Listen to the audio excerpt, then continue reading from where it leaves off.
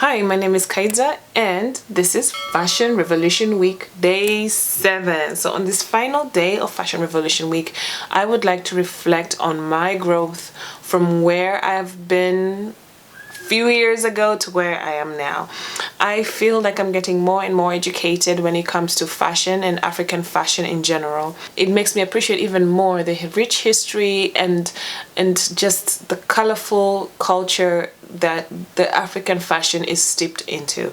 And for me, as a proud African, I would like to reclaim and to restore. I would like to reclaim and restore the African fashion aesthetic and the use of natural fibers, natural elements from nature in our fashion.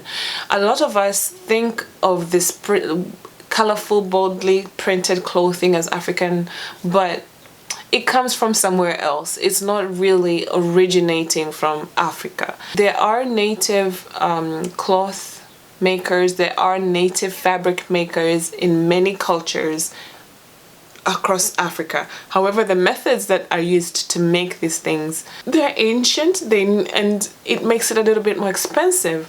So I think in my mind, when I'm thinking about a fashion revolution, I also mean how can we adopt our ancient ways to the modern ways in order to continue this tradition of creating loom fabrics, of creating weaving and creating all these beautiful things, but in a more efficient and modern way. I'm curious about what you think about this, and you can do that, and you can comment down in the comment section and let's have this discussion. It's very easy for us to go to India, to go to China and import fabric.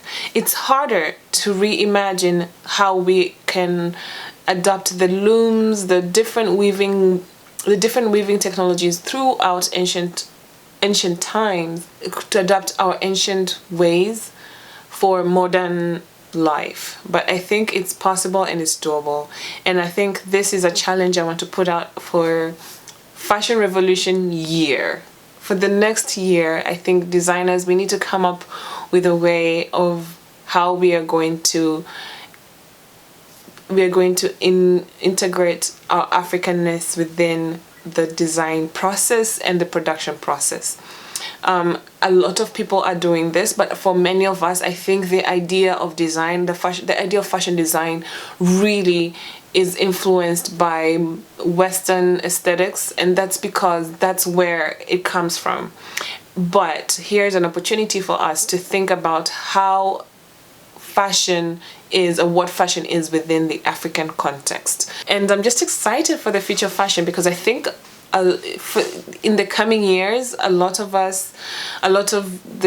gonna have a new appreciation of what it means to be African, and to be African in the fashion industry, and to cover our own path when it comes to African fashion. We don't have to look like European, Asian, South American, North American fashion, Australian. It doesn't have to look the same.